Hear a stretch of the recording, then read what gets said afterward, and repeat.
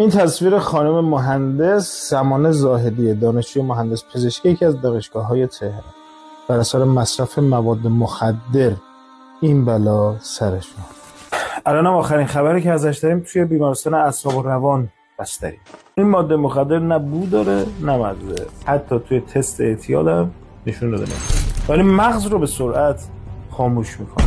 بهش میگن کمیکال، یا پودر یا قطره. میتونه توی قهوه، دمنوشت، یا توی غذات یا آبت بریزن. حتی مزهش هم نمیفهمی، حتی نمیفهمی که خوردی.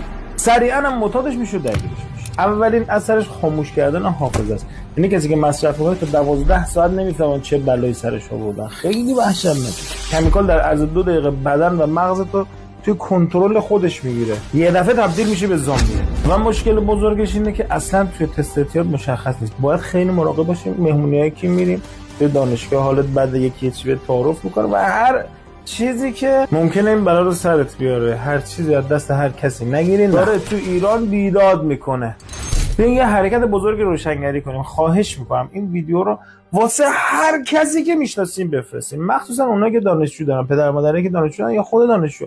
انقدر بفرستین دست به دست بچرخه، همه بفهمن چه خبره.